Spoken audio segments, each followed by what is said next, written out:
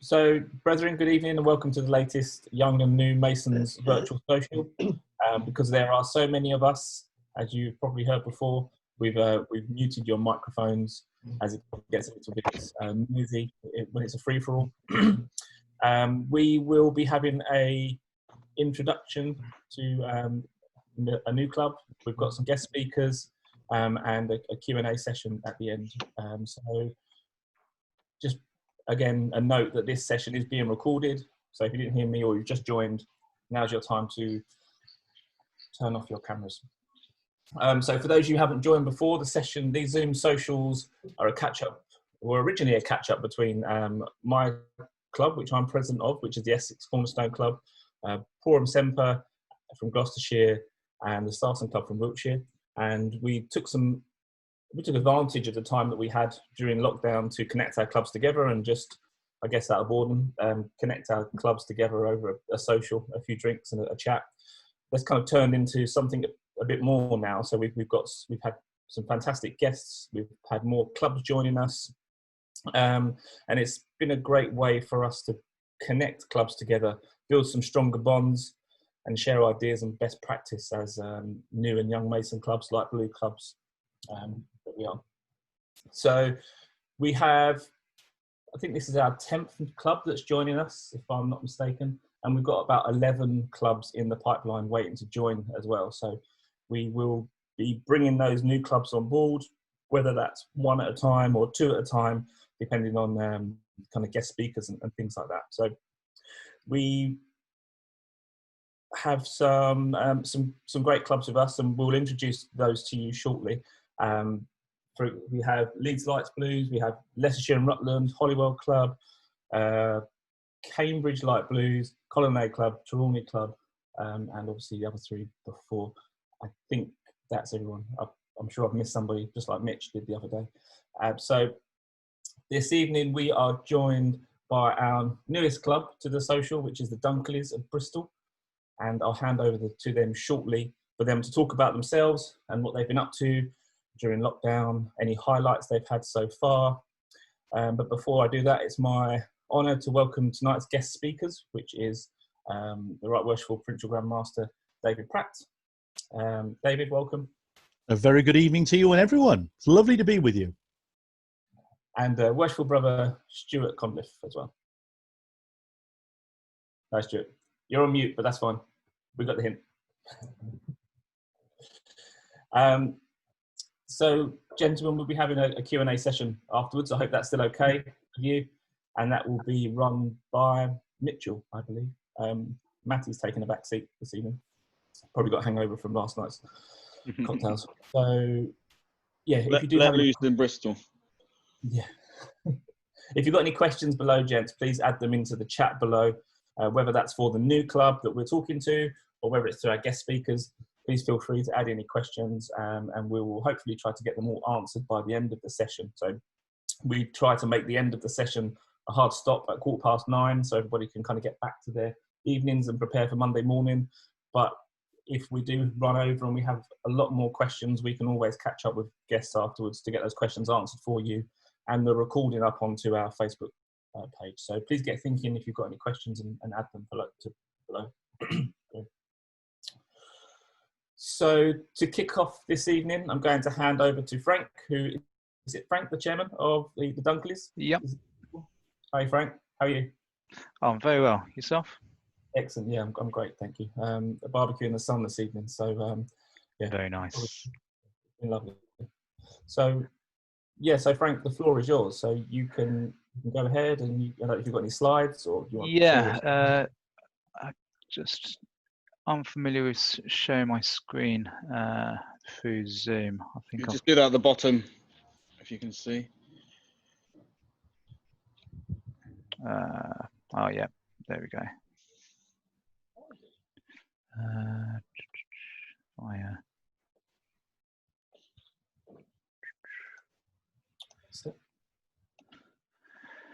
Right, so we are the Dunckerleys Light Blues of Bristol.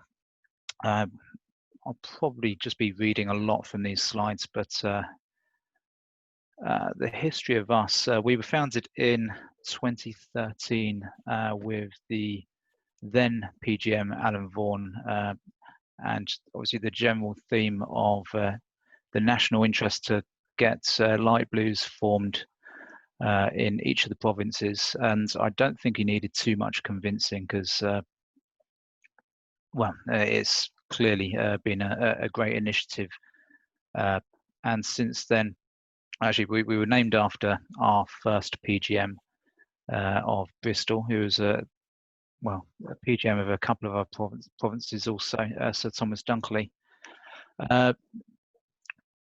It was the view of the club that we would be autonomous with some guidance from the dark blues. We do have a few dark blues as honorary members, but we are primarily a light blues club, and we do get guidance from the province and some of the light blues. But in order to not alienate any of the light blues that are coming into the province, or to make them feel more at home, should I say, we do try to keep a strict focus on it being light blues. So if one of our members is fortunate enough to achieve provincial rank, their membership will then become an honorary membership, and they do not have voting rights over club business.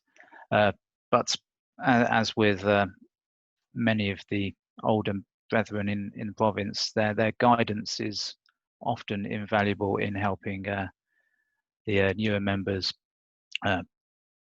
enjoy their masonry. So I'm the fourth chairman. We are quite a busy social club. We're obviously always trying to gain more members, and in the last year we've, with the help of our new social secretary, been quite busy with a few new initiatives, which is definitely helping our membership increase. So our officers are all elected. We hold the office for 2 years, and that's has been something that we're trying to use to keep the ideas fresh, and to stop the club stagnating, as can often be the case with some things in masonry. So people sort of keep their ideas quite rigid, and as the ceremony is never going to change, and that's definitely been something that we've found with the light blues. It can almost fall into that trap of this is the way we do it. But we've had some great guys come through in the offices with some great ideas, so that's definitely been a benefit of our short tenure of holding office. One of the recent things that our province has involved us with is that our secretary and our treasurer have been invited into the provincial treasurer meetings. So all of the treasurers from the different lodges throughout the province have their regular meetings with the province, and also the secretaries have similar meetings. And it's only just recently that we've been invited along to these, despite us not being a lodge. There's been a huge benefit in us being involved in these, and learning from how they manage the membership, and communicating to the province as a whole. So, as well as us being a social club, one of the sort of more involved events that we are part of is the Provincial Grand Lodge. We have active roles within that in escorting the brethren that are receiving honours, and it's often the first time that a light blues member will witness and ever be a part of a Provincial Grand Lodge. So it's quite a day, and a day that we're very proud to be part of, and it's a very, very busy day, but I know that a lot of our members look forward to it. Even if they feel quite anxious to the beginning, they do get involved and quite enjoy that. So our committee, there's myself with pre-COVID hair, our secretary, Pete Carpenter, who's just in his last year now. He's not long going to be in the chair of his own lodge, so he's conveniently just handing over the reins to one of our other committee members.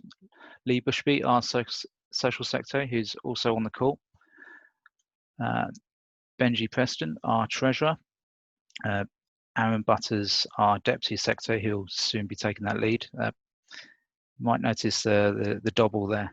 He's a member of the Bristol Scoutcraft Lodge, and they've got special dispensation to wear Masonic dobbles, which I'm not sure whether that's too common in the country. And Chris Cutting is another officer of our committee. So I think Lee, our social secretary, will want to talk more about these, but some of our regular social events are co-evenings and breakfast clubs, and Lee spearheaded Commonwealth War Graves Commission restoration, which I know that he'll be interested to talk more about that. During lockdown, we've had, as many light blues clubs and lodges, regular Zoom meetings. Actually, we use Skype, so we find that we get quite a large gathering on that of not just light blues either. It's been a focal point for Masons across the province that might not be light blues to come and join us. So these meetings started at the beginning of lockdown every evening, but the popularity for nightly meetings waned a little bit, but it's definitely something that still goes on, and yeah, it's still quite it's something that some of our Masons rely on just to keep touch with. Although pre-lockdown, the remote conferencing wasn't something that was new to us. We did hold one of our committees remotely once. Our treasurer, he's based out of Bristol at the moment, so yeah.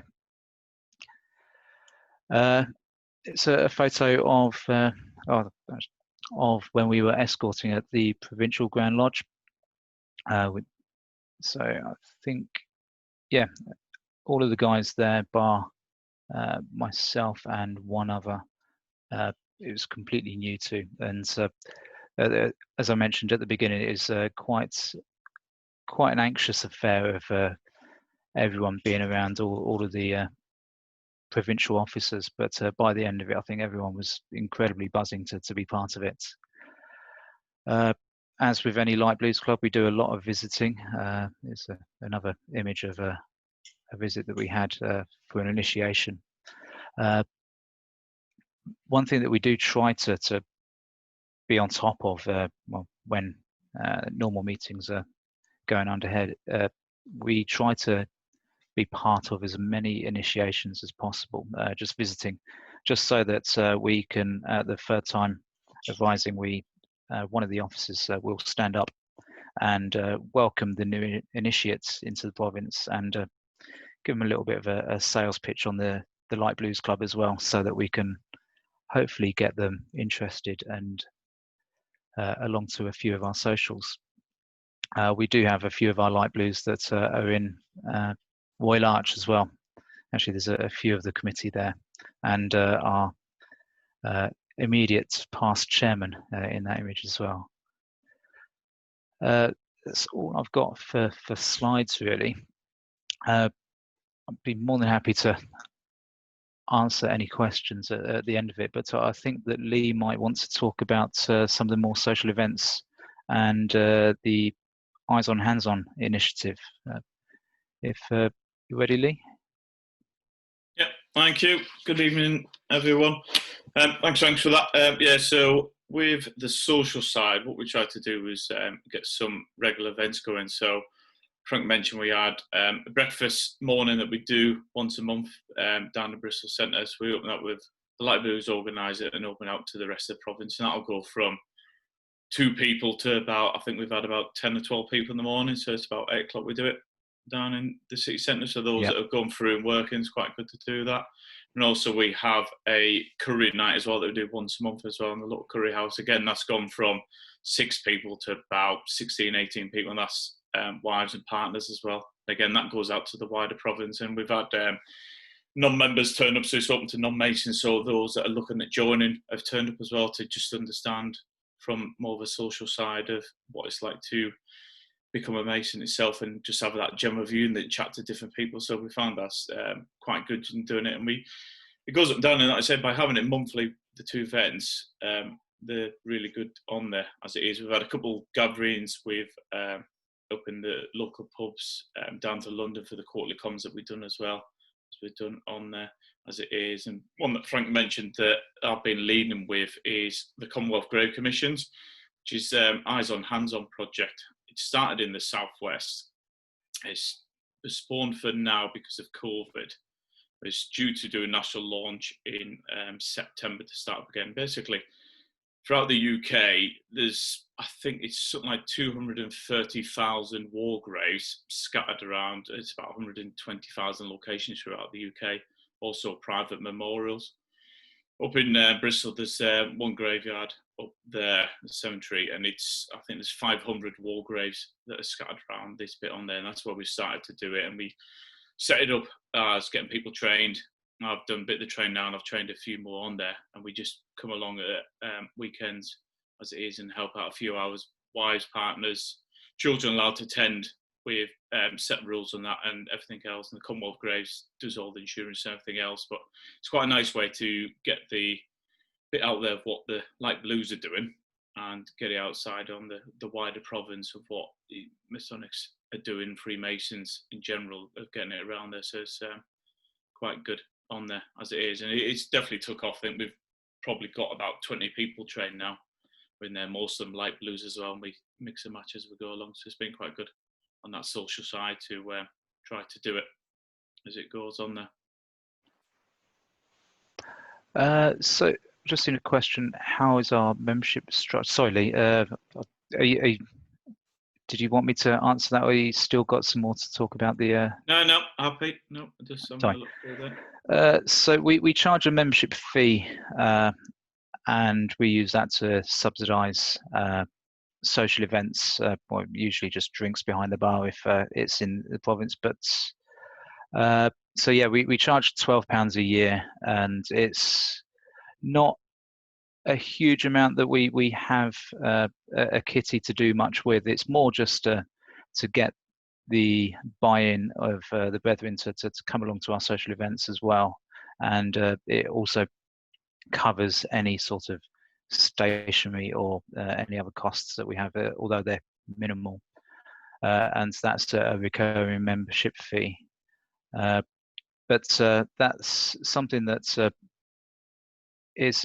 we don't put a hard sell as such on keeping people to pay the membership each year. It's something that we'll send out a reminder, and if they feel that they've sort of outgrown what we're doing and are moving on with their Masonic career, well, that's their choice. But we do have I think it's probably, actually, yeah, it's not much of a tail off for our membership. I don't have the figures, but we do have quite a regular renewal rate of all of our membership.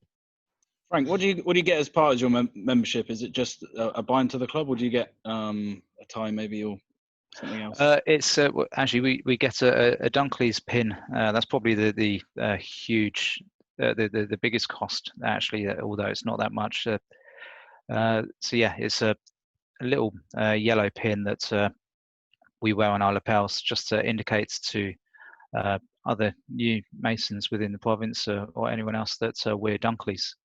And it's a great talking point as well, and it's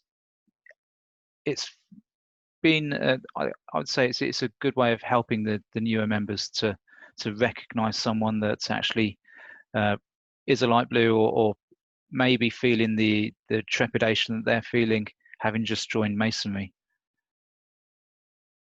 Along with the pin, they get invites to all of our social events. That we have a Facebook group, a mailing list. So all of these are opened up to the brethren as soon as they've paid their membership, and and a WhatsApp group as well. So they're quite busy groups. Thank you, Frank. There's a few more questions in there, Frank, if you want to take those. Yeah. So yeah, for Adrian. So I think we see the membership as more of a subscription to be part of the social events that we run, and but yeah, it's generally felt that our events are open to non-light blues anyway, if they want to come as a guest to a Dunkley. So yeah, it's a bit of a strange setup actually, because we don't actively say no, you can't come in, you're not a paid up member, but I think with that we do feel that the memberships generally only are actively subscribed in the first few years of a Mason's career, as it were. Cool. I've just got one question. Just one question from me actually about the Commonwealth Wargrave initiative that you're part of. What does that actually entail with the training and stuff like that? What do you actually achieve with that? So what they'll do is, when they've set it up, because the trial in the Southwest is half a day training. I mean, it ends up about 3 hours basically.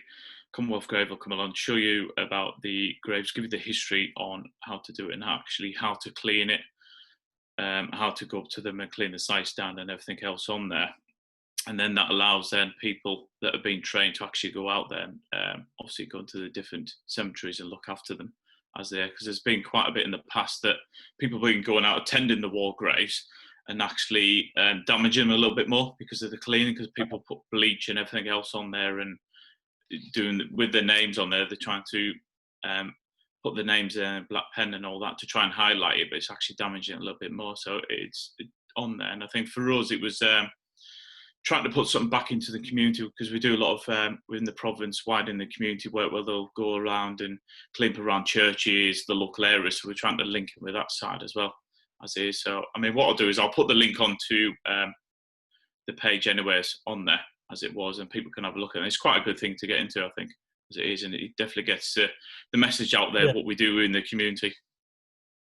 Yeah, it's a really good initiative, and doubtless there are obviously there'll be war graves in every province, so probably something that everyone can get involved with. Sounds really worthwhile. So thank you for that. I'm really fascinated to hear about how your kind of province has encouraged the Dunkleys to go out as the officers to observe the provincial business and the escorting and stuff like that. Not heard of that before. It's really interesting. So yeah, we found that prior to our involvements, that it was generally previous dark blues that were escorting those about to receive their honours, and it was an initiative from our current PGM to try and get the Dunkleys involved, just as a great way to get the newer Masons exposed to something that they probably wouldn't witness or be involved with for many years. And yeah, it's worked. It's a really good day. Great, thank you. Both, thank you very much, Lee and Frank, for that information. It's great to have you on board with the socials, and it's fantastic to hear. Again, each club that we hear from, there's always a slight different twist and different things that you're all doing. So it's great that we can hear those differences and hopefully take those away and maybe introduce those in our own provinces as well. So I've just seen a comment from one of our light blues, Aubrey, talking about a demo that we performed. I wasn't actually part of the Dunkleys for this, but for those of you might be aware that the Bristol ceremony is slightly different to that of the rest of the country, and so we do have a demo team that work with the province and tour demonstrating the Bristol third well, actually, each part of the Bristol ceremony is slightly different.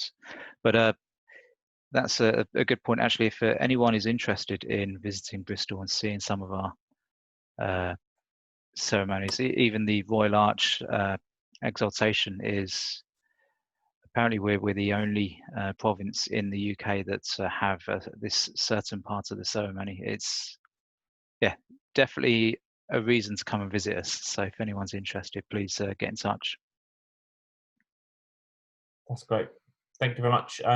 We're going to move on now because we are bang on time, and that's unusual for us. So we're going to try and keep things that way.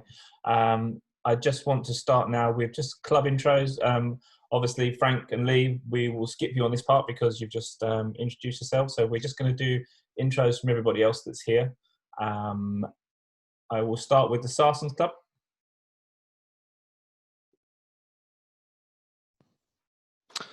Good evening, everybody. I'm Vince Gallagher, member of the Sarson Club in Wiltshire.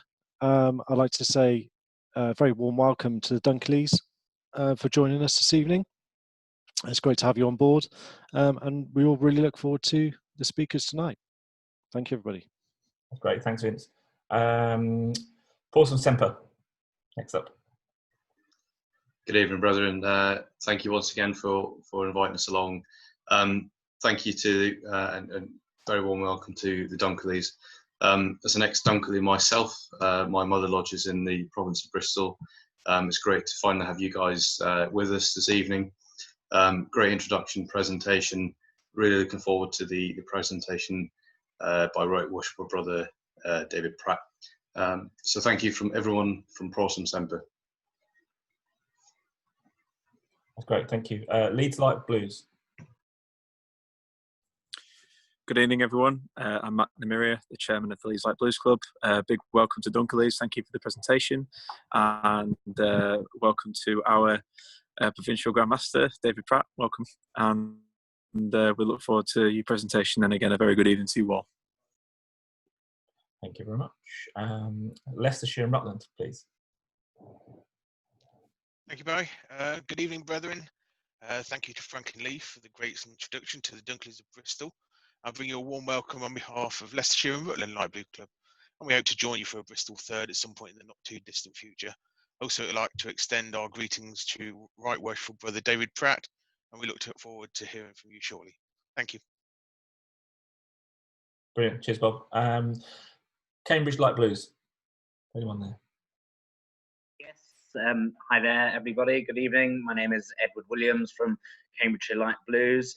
Thank you very much for the invitation. We've been coming along for a few weeks now, and very much enjoyed. And I'd also like to extend a very warm welcome to the new club, and we all look forward to a wonderful evening this evening. Great, thanks, Edward. Essex Cornerstone, Jack Saunders. Is he listening? I don't think he's there. Yeah, he is. I was eating, that's why. I was eating. Sorry. You're a professional, Jack. As For always. goodness sake. Wonderful to be here as always. Again, welcome to the new club. It's been really enjoyable having these every few weeks, and hopefully they will continue for a little bit longer, and it'll be good to see you all again. Thank you. Cheers, Jack. I'm sorry for springing that on you. The Holywell Club. Hello, everyone. I'm Chris Field, the founding chairman of the Holywell Club of Sussex. Thank you to everyone for putting these on. I think it's been a really wonderful tool and a great chance to get the message out and kind of show everyone how good it's going. And I'm really looking forward to this evening. And so, yeah, and definitely up for a Bristol third. That sounds fantastic. So thank you very much from the guys at the Holywell Club. Thank you. Thanks, Chris. That's great. The Colonnade Club, South Wales. Hello all. Just a quick hello from the Colonnade Club, South Wales. Congratulations and welcome to Frank and Lee and the Dunckerleys. Superb job, well done, guys. We're looking forward to Right Worshipful Brother David's talk. And thanks again to Mitch, Barry, And Matt, excellent as always. Thanks, guys. Take care. Thank you very much. And last but not least, the Trelawney Club from Cornwall. Good evening, everyone. I'm Nick, Secretary of the Trelawney Club. Thank you, Frank, and the Dunckerleys Club for the presentation you gave. Also, thank you to everyone for the warm welcome you gave Callum and myself and the Trelawney Club on the last meeting. And we're looking forward to getting to know all of you a lot better. Cheers. Thank you very much. So that's club intros finished. We will now move over to our guests who have been patiently waiting to speak, David and Stuart. Gentlemen, I will remind you before our guests speak to please use the chat function below to ask your questions, and then we'll move into the Q&A afterwards. So David and Stuart, over to you. Well, a very good evening, brethren. It's marvellous to be with you, and I'm honoured that you have invited myself and Stuart to be with you this evening.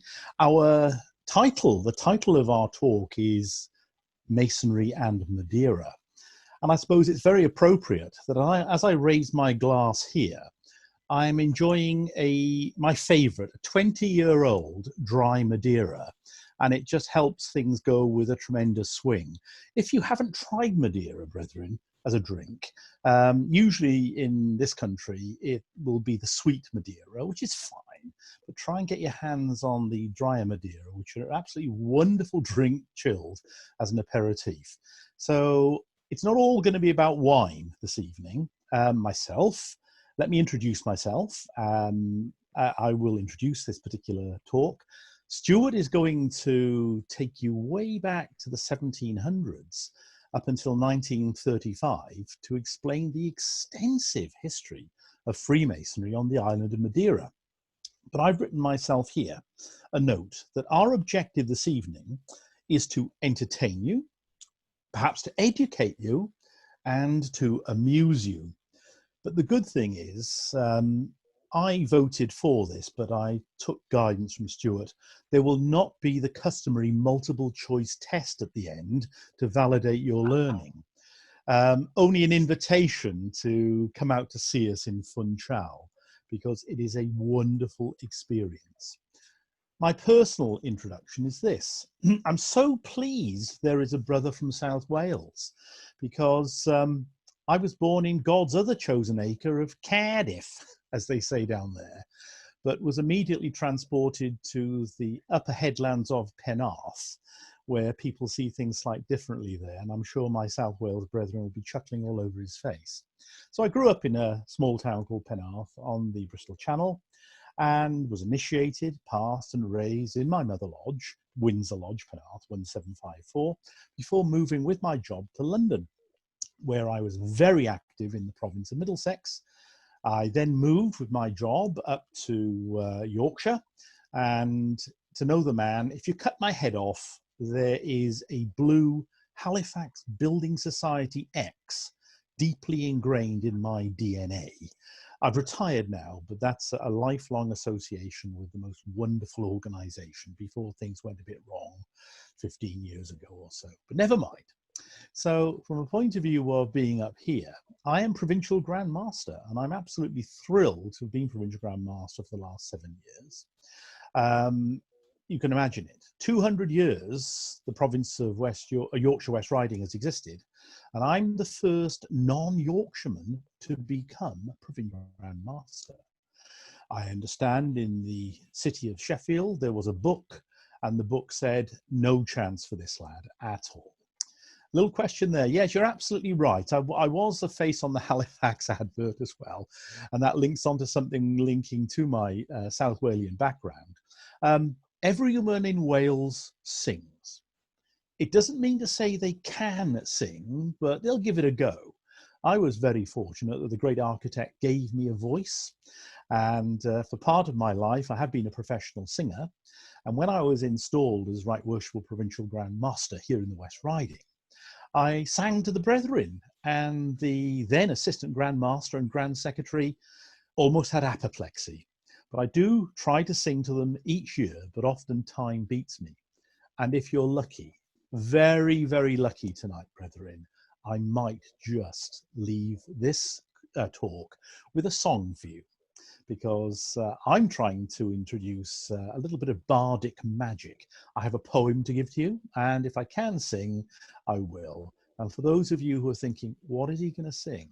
Well, most of my professional singing career, I sang Gilbert and Sullivan, and I have something that I've added words to from the Mikado. But I'll leave that as a sort of a thought for later, brethren. And if I see the videos going off and people leaving the meeting, I realise that it hasn't quite hit the mark there. So I'm a very progressive provincial grandmaster. I have a number of light blue clubs in the province, and I give them as much autonomy as I can. I know some provinces have a very formal structure. I don't want that. Young men need to literally spread their wings and try things. And my philosophy in everything that I have done as a progressive provincial grandmaster is to ask the very simple questions. Is it legal? Is it honest? Is it decent? And is there anything in the Book of Constitutions preventing you from doing it? And if the answer is there's nothing wrong with this, then try it. Try something different. Learn from it. If it works well, do it again. If it doesn't work, well, don't do it again. You know, just learn from the experience. But the one thing I would say, I am overwhelmed by the enthusiasm of younger Masons. I'm with you, brethren. I was initiated when I was 21, so I am a young Mason at heart from a different era. And 44 years ago, it was very, very different. But the interesting thing, and I heard it on the call earlier, yes, we do have members who they are comfortable living in the past and not wanting to change. You can't teach an elephant to dance overnight. You've got to do it slowly. And my advice to everybody here, if you've ever been in any management training event, you need to manage upwards to take people with you rather than say to the elder statesman, look, guys, you're wrong. We're not going back. But anyway, let us move on. This is about Madeira and Masonry. Wonderful island here. And this is perhaps the moment when I'm going to hand over, because I'm now going to change my hat. I have the honor and privilege to be the worshipful master of the Britannic Lodge of Madeira under the legal and regular Grand Lodge of Portugal in amity with the United Grand Lodge of England. And we have with us this evening my secretary, worshipful brother Stuart Condliffe, who will now continue this talk as I sip with you my glass of Madeira. Stuart, the floor is yours. Thank you, Worshipful Master. As you realize, brethren, tonight I am speaking to you from Madeira. I am the secretary of one of 3 lodges on the island. And as Right Worshipful Brother David has said, it's Britannic Lodge of Madeira, and it enjoys the number in the register of the Grand Lodge Legal of Portugal of 134. There are 152 lodges in the Portuguese Grand Lodge. They comprise in total 3,200 members. The numbers are particularly low, and I think David will explain later as part of the history. As the older one of the duo, I'm going to give you the older history, and I'm going up to 1935. I'll try and make it interesting. And first of all, I'm going to give you a little travel guide, because some of you may not know Madeira. You've just heard about Madeira wine. You may have heard about Madeira cake. But what does Madeira mean? Madeira to the Portuguese, the word simply means wood. Wood like tree, forest. And it's in recognition of the fact that the island was totally covered in trees on its rediscovery in 1419 by a Portuguese navigator who I shall simply call Zarco. Madeira is the largest of a group of 5 islands of volcanic origin, and it's situated 520 kilometers off the coast of Morocco and 1,000 kilometers from the continent of Europe. It's way out in the Atlantic. It rises 6 kilometers from the bed of the Atlantic Ocean which at this point is 4 kilometers deep. Its climate is subtropical. It's 57 kilometers long and 22 kilometers wide. And it's home to a population of approximately 270,000 people, most of whom live in the capital, Funchal. I say that the island was rediscovered by the Portuguese navigator Zarco, as there is evidence that the group of islands was known to the Arabs and to the Romans and probably to the Phoenicians long before the Portuguese arrived. At the time of rediscovery by Zarco, it was a virgin island in that there was no indigenous population. Although Madeira today remains part of Portugal, it was granted self-governing status in 1976. The question that interests us, however, this evening is how and when did Masonry come to establish itself on a small rocky island out in the North Atlantic? Whilst it is an entirely separate subject for another day, Zarco was a member of the Order of Christ, whose Grand Master you may have heard of. His name was Prince Henry the Navigator, and he was a son of an English princess called Philippa of Lancaster. And at that time, this established a strong alliance between England and Portugal. It's the oldest alliance in Europe, and Portugal is the only country with which England has never been at war. The alliance has lasted for over 600 years. The Order of Christ is the Portuguese equivalent of the Knights Templar, and its symbol, a red cross, forms the centerpiece of today's Madeiran flag. But on to more modern times. Freemasonry, with the first Grand Lodge, as we know, started in London in 1717. 10 years later, the first lodge was established in Lisbon. Lisbon is the capital of Portugal.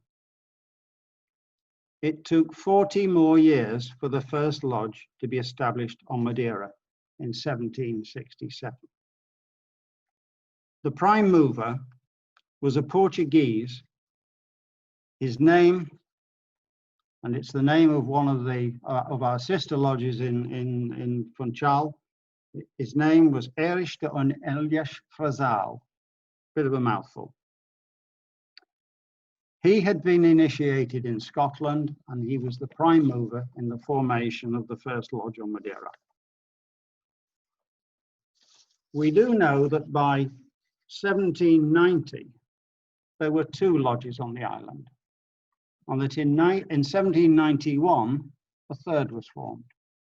In total, there were then about 100 members, consisting of Portuguese, British, and French. Even in those days, there were mixed races and a very international flavour to the Masonry. But what about English Freemasonry? During the Peninsular War, at the beginning of the 1800s, the island was occupied on 2 occasions by the British Army and Navy to fortify it against possible invasion by the French. As you probably appreciate, it occupies a very strategic position in the North Atlantic. No doubt Masonry came with the British military. I've no doubt also that other things came when you see a few Portuguese with blue eyes and ginger hair. But the significant event which gave a real impetus to what I will loosely call English Freemasonry on Madeira started in Porthcurno in Cornwall in 1870. I don't know if you realise what that might be, but it was when the Western Telegraph Company, later to become part of Cable and Wireless, laid underwater cables from Cornwall to Lisbon. From Lisbon, these cables were extended to Madeira and onto the Cape Verde Islands to the south, then to Brazil, and by 1901 they were extended to Cape Town and to Australia. With the laying of these cables, Madeira became a significant and important international communications and training centre for cable and wireless, and it attracted a large number of employees, particularly from the United Kingdom. English Freemasonry on Madeira, however, has not been easy. It has undergone 3 incarnations. It is known that as early as 1883, British Freemasons resident in Funchal were meeting in a social and semi-Masonic fashion. Some were members of local lodges operating under the Grand Lodge of the Orient, based in Lisbon, which was at that time recognized by United Grand Lodge of England. However, the practices and workings of the Portuguese constitution did not fully commend themselves to these Masons. They were very persistent, and between 1883 and 1908, they made successive applications to United Grand Lodge of England, but they met with no success. 25 years, and for 25 years they were turned down. Faced with these continued rejections, they applied to Grand Lodge of the Orient in Lisbon for a warrant to form themselves into a lodge under that constitution. This was granted in 1908, and Britannic Lodge number 282 was formed. That was the first incarnation. Their chosen name, however, clearly defined the wishes of the brethren and their allegiance under the English constitution. And whenever the opportunity arose, whenever they found a Grand Lodge officer having a holiday on the island, they pressed him and made their claim with London. Early in 1913, Britannic Lodge resolved once again to petition Grand Lodge in London, and much to the joy of the brethren, received the news that the most worshipful, the Grand Master, the Duke of Connaught and Strathearn, had granted a warrant dated the 4th September 1913. The lodge, to be known as Britannic Lodge number 3683, was consecrated in Funchal on the 29th of December 1913, whereupon number 282 ceased to exist. That was the second incarnation. The lodge continued to prosper steadily after the end of the 1914-18 war, and side degrees were formed. In May 1935, however, it suffered a great setback on what was at first thought to be its death blow. The Portuguese government, under the Salazar dictatorship, and I don't know if you remember that at that time there were a number of dictatorships in Europe. There was Franco in Spain, Mussolini in Italy, and Hitler in Germany. Under the Salazar dictatorship, the government passed a law prohibiting the meeting of secret societies throughout Portugal and its colonies. This included Freemasonry. It's an entirely other story as to what happened after that to the Portuguese Masons and the hardships they endured for 40 years, but another story. Anyway, upon this devastating news, guidance was sought from London, whereupon the Grand Secretary recommended that rather than surrender the warrant, the meeting place of the lodge should be transferred from Funchal to London. This was put into effect, and it was at this point that the name of the lodge was changed to Britannic Lodge of Madeira, number 3683, as there was already a Britannic Lodge number 433 meeting in London. By that time, chapter and mark lodges had been consecrated in Funchal, and these also transferred to London. The British government took the banning of Freemasonry in Portugal very seriously. At that time, in May 1935, it happened that there were Grand Lodge visitors from England here on the island. Whereupon the British government ordered a heavy cruiser, a ship called the London, HMS London. She was in Gibraltar at the time. She was ordered to steam at full speed to Funchal. Her maximum speed was 32.5 knots. She burned a lot of oil at that speed. And she was ordered to embark the Grand Lodge members. Given that the senior visiting Grand Lodge officer present on the island at that time was apparently the Prince of Wales, it is very unlikely that London asked for permission to enter Portuguese territorial waters in order to embark the Prince, and equally unlikely that they would send a large gunboat today to collect me if I encountered the same circumstances.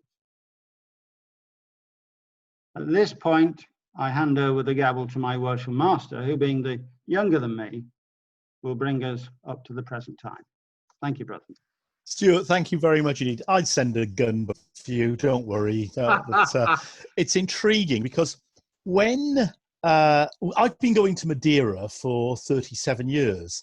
In fact, I've been going with my wife for 37 years. We had our honeymoon there, fell in love with the place, and we've been back every year. And I've always been curious, researching Freemasonry on the island. Of course, there was nothing in the early days even to indicate there had been Freemasonry. Any discussion was always treated with great suspicion by locals, particularly with the animosity that exists with the Catholic Church, irrational animosity. And even today, our brethren that live in Madeira have to be circumspect and discreet about their membership. Now, Stuart has mentioned how the Britannic Lodge became the Britannic Lodge of Madeira, moved to London. Most regrettably, they handed back their warrant in 2006 due to falling numbers. And all their possessions were given to or taken by Grand Lodge in London, as is the custom. There is, however, one wonderful story I'll share with you. If we consider the light of Freemasonry was virtually extinguished in 1935, a brother by the name of Major Bonham Carter, now there's a name to conjure with. The actress Helena Bonham Carter is related to Major Bonham Carter. Major Bonham Carter in 1935 presented to the Masonic units of Madeira, who are all now meeting in London, with a lamp to keep the light of Freemasonry going in London, never to forget the association with Madeira. Now, as the current Lodge of Madeira, Britannic Lodge of Madeira, was in formation, I was still absolutely oblivious to it. In fact, I was in regular correspondence with the Grand Inspector of Portugal under the United Grand Lodge of England, saying, is anything happening in Madeira? Thinking perhaps he might consecrate a Lodge of Madeira. What happened was the return of regular Freemasonry. Now, in 1974, there was something called the Carnation Revolution, and I had to ask Stuart what the heck that was. In other words, the Salazar totalitarian regime was brought down by peaceful methods, and the carnations were used to put in the guns of the military police to say, look, you know, things are changing. In 1976, the legal and regular Grand Lodge of Portugal was erected. In 2009, Freemasonry returned to Madeira. Zarco Lodge was consecrated. In 2017, the Irish Lodge was consecrated, so that was 2. And it was then that things were starting to happen about a lodge, Britannic Lodge. And this is where I'm going to exercise my bardic privilege here. And I'm going to deliver to you a poem. And as Ernie Wise used to say, what I wrote, to celebrate the consecration of the Britannic Lodge of Madeira in Funchal on the 17th of March 2018. And to show you, I'm going to share my screen with you now, guys. That's our lodge. Hope you can all see it.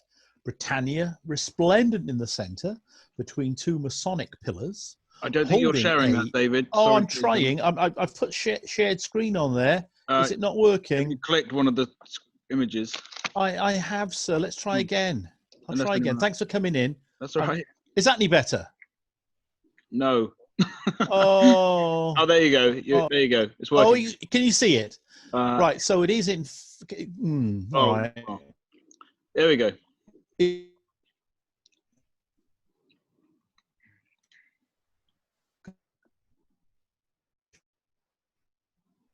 Based on the original Britannic Lodge of Madeira and the United Grand Lodge of England. Anyway, I'm going to see what I can do here. I think I might have lost you. Oh, we can hear you. Can you hear me? I've got a bit of an unstable connection, so Yeah, I hope I've got rid of that. So anyway, I'm going to try and stop sharing. I'm trying to stop sharing my screen here to try and have a bit of I'll sense. do it for you. I can't Are you get rid of it at all. Can you? Yeah. Can you? There you go. Thank you. Yeah. I'm so sorry about that, brethren. Anyway, this is the poem that I wrote to celebrate the consecration of the lodge. My apologies immediately to Marriott Edgar, who wrote Lion and The Lion Albert, you may know, and to Brother Rudyard Kipling. There's a nice little spot called Madeira that's noted for flowers and sun. When as one, a number of brethren jumped up and shouted, "By gum! We all need a lodge for us Masons, the ones from t'other sceptred isle." So they rallied the brethren together. What happened is that it was done. Secretary Stewart, he pulled things together and knew instinctively what to do. The Grand Lodge at Lisbon were helpful, and paperwork finally got through. The wind and the rain did not stop us, and when the news finally came, we all shouted, "Jolly good fellow! Britannic has come home again." So the great and the mighty assembled to see the thing properly done, and brethren from all the four quarters assembled as craftsmen, as one. The corn from the horn it was scattered, the wine was the next to be poured, the salt followed oil in abundance, and with incense our brotherhood soared. The gavels in Funchal resounded. Britannic is founded this day. The craft in its splendour has builded a lodge for the brethren to say, "We are very proud of our order that's formed by the good and the brave who cherish the things that are precious. It's the way that we Freemasons behave." Huzzah to the sons of Britannic! Madeira's the place they call home. The past, it is good to remember, but the future is where we must roam. By building that true and square temple to the very best standards we can, we'll all play our part in creating the noble, great architect's plan. There now ears to the sons of Britannic, wherever, however they roam. Here's all they desire, and if they require, a speedy return to their home. Interesting, the consecration, because it all seemed to happen very, very quickly. And when I said in that poem, brethren from the four quarters, we had brethren from India, we had brethren from Serbia, we had brethren from France, all attending a consecration. And unlike UGLE, The consecration finishes when the lodge has been established. They do not then go on to install the master. It is up to the lodge then to go away and within 6 months go back saying, there's the master, there's our bylaws, and that's how it's going to work. So somewhat different, but very, very similar. And this is where I pay tribute to the Grand Lodge in Lisbon. We are one of only 2 lodges in the Portuguese constitution that can work in English. We actually work emulation working. The other lodge meets on the Algarve, and that's Peace and Harmony Lodge number 96. And we have a nice relationship with them with an exchange of a gavel. And we're off to the Algarve soon to get the gavel back. But from a point of view of support from Lisbon, not only do we work in English, a lodge is set up as you would expect an English lodge to look like. That is not the same for the Portuguese working. We wear English light blue regalia, and it is absolutely wonderful. Absolutely wonderful. Now, I want to link back to our forefathers in the Britannic Lodge of Madeira, because I thought, I wonder if anyone... So the last recorded secretary's email was located, and I sent an email. Nothing came back for a few weeks. Then I got an email back saying, I'm the widow of the last lodge secretary. And there's a load of stuff in our garage. And she said she had sent it to a number of the former members who all came on board saying, this is absolutely wonderful. And what was in the garage? The Bonham Carter lamp. Absolutely wonderful. So with great care, that lamp in a glass case has been transported through Gatwick security, flown to Funchal, and now has pride of place in the museum there, the small museum, to illustrate that the light of Freemasonry continued burning and continues to burn. Now, our lodge, it is definitely a personification of Masonry Universal. We have at this moment in time 43 members of 14 nationalities representing 10 grand lodges, all of whom have an association or an affiliation with Funchal and Madeira. My secretary lives in Madeira, and it is my ardent wish that we develop local contacts, initiate local brethren. And the only requirement is that they are able to understand English to a sufficient standard to be able to participate in emulation, which to some native English speakers is a bit of a problem, but we've got some super local members as well. And the fact that we now have 43 members is an absolute delight. Now, clearly, not everybody can attend every meeting. It takes me 4 hours to fly from Leeds. It's about 3.5 from the south. And at the moment, of course, nothing is happening with the COVID shutdown.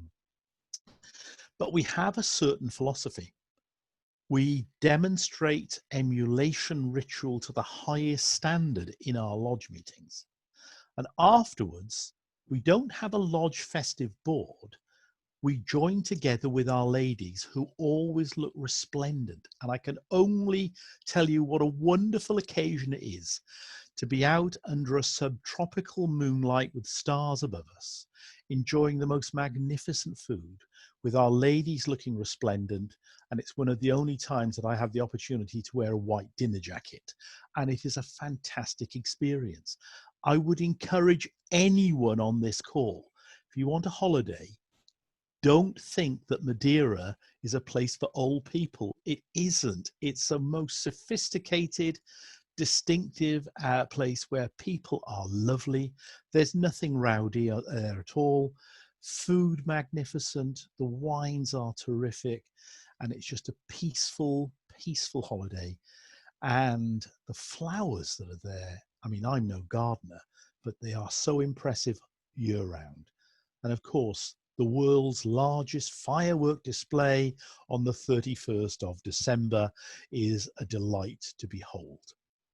So what's the future for us? Well, we want to grow. We will continue to attract members from all over the world with an affiliation to Madeira to come and join us when they can and to keep in touch. And to illustrate that we're perhaps a little bit behind England, we are about to have our second Zoom meeting. The first one was so successful, we had our American brethren getting up at ridiculous hours to be with us, but it went so well. And one of the great things about the lockdown, it's a pain in the bum, but, it certainly brought Zoom and Skype and all the other things bang up to speed, and people use them, and long may it continue for everybody to keep in touch without traveling great distances. Now, I promised you a song. Now, I'll see if anyone's going to leave now. This is an adaptation of Coco's The Lord High Executioner's song from the Mikado. I don't have an orchestra, I don't have a keyboard, so I'll just have to pitch it myself.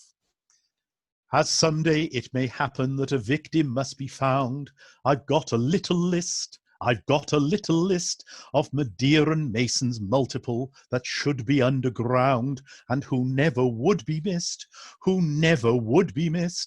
There's the brother from Britannic who always thinks he's right on matters ritualistic, and they really are a fright, and pedants who prompt endlessly but always get it wrong, interrupting the proceedings, and our meetings they prolong. Here's a toast to absent brethren, as I've put them on the list. They'd none of them be missed. I've got them on the list, and they'd none of them be missed. There's the irritating fellow craft who's desperate to be heard. That cockadinia-ist, that's a pain in the bum, by the way. I've got him on the list with questions esoterical that verge on the absurd. He never would be missed. Then the brother who attends his lodge but never can behave. His destiny's predictable, an outcome that is grave. And that visitor from overseas we hope will disappear, returning to his native land, might well be on a bier. To expedite their passing, we're delighted to assist, because they won't be missed. That's why they're on the list. He's got them on the list, and I've got them on the list, and they'd none of them be missed. There's the brother living in the past who constantly will whine, that self-delusionist. I've got him on the list. Once ritual was perfection and all festive boards divine, they'd none of them be missed. For only half a guinea you could dine the night away, with champagne flowing freely and with vintage Beaujolais. And those pompous Grand Lodge officers who strut with chests a swell, who do nothing in particular, but do it very well. As a warning to all others now, I've put them on the list. They'd none of them be missed. You may put them on the list, and they'd none of them be missed. Not one of them would be missed. Brethren, thank you so much for listening to myself and Stuart with comments on Madeira Masonry. And we're only pleased to take any questions you might have. And I'm now going on to... David, that was brilliant. Thank you. That's the first for us to have somebody singing on one of the socials. And I think I might get a volunteer each week, each session, to do a little song for us at the end. That's fantastic. Scott Redpath, you're next, mate. Yeah, Scott can do the next one. I think the Q&A has pretty much been done. Stuart's been answering the questions as we've been going along in the chat, so hopefully everyone has seen the questions coming in and have had those answered. Mitch, was there anything you want to say about the Q&A, or is that? Yeah, I think if you don't mind, David and Stuart, we'd like to get you back for an extra version of this, whereby we just ask you the questions that have come in before. So if the club reps would like to take more questions from their club members after this session, please send it to us and we'll put these to David and Stuart. So that would be great. So if you don't mind, Matty will be in touch and organise that with you. If you don't mind. Pleasure, absolute pleasure. Thank you so much. So thank you both for that. It was fantastic to hear about Madeira. Really interesting. I mean, myself personally, one of the reasons I joined Masonry was to learn about the history, as you know, more than anything else. And hearing about that has been a great way to spend my my Sunday evening. That's for sure. So Jen, just before we wrap up, I just want to remind everybody that we do have a Facebook page. And we have a Twitter feed as well. So we will be posting the videos up on Facebook, and we'll be advertising the next socials out on those channels and on Twitter and on YouTube as well. So please feel free to join those, like those, follow those. That would be fantastic. We have another one in 2 weeks' time. We've got another, like tonight, another fantastic guest lined up for you. So that's it really. That's it from me. I just again want to thank you all for coming along. I know it's obviously time from yourself, from your family, from your friends on a Sunday evening, but we think that this is probably the best time to do these rather than a work night or a Friday night or a Saturday night when things are a little bit more relaxed and you can have a time just to chill out a little bit. So take a photo just before we go, Barry. Yes. So we will be doing a quick screenshot of everybody just so that we can do a time to toast picture next Saturday. Because time to toast is pretty much finished now, we'll just use it in our promos going forward, so it'll be available in the next couple of days. We'll send it in the WhatsApp group to which every club rep will be a part of, and they can share it with you guys. As is customary, if you hold up the nearest beverage to you, or if you haven't got a beverage, an ornament, or just pretend as some people do. Alan, are you okay to take control? Yeah, absolutely. In 3, 2, 1. Done, everyone. Fantastic. Thank you so much. Thank you, Alan. Yep. So, Mitch, I think that's everything, isn't it? Yep, that's it. We look forward to seeing everybody again for the. We'll put the extra in the Facebook group. Please add us on Twitter, and you'll see all the links. But do please join us again in a couple of weeks' time, where we've got another great guest lineup and another fantastic club, which we'll share with you in the next couple of days. Thanks again to Matty for sorting everything out. Thank you to Stuart. Thank you to David. It's been a pleasure. Thank you to everyone that's turned up. We appreciate it. It's a lovely day, and you want to get back to your barbecues and your bottles of wine. But until then, we'll see you. And thanks, Barry, for hosting. It's been great. Not a problem. Thank you. And thank you to Dunckerleys as well. It's great to hear from you. Take care, guys. Bye, Reverend. Bye now.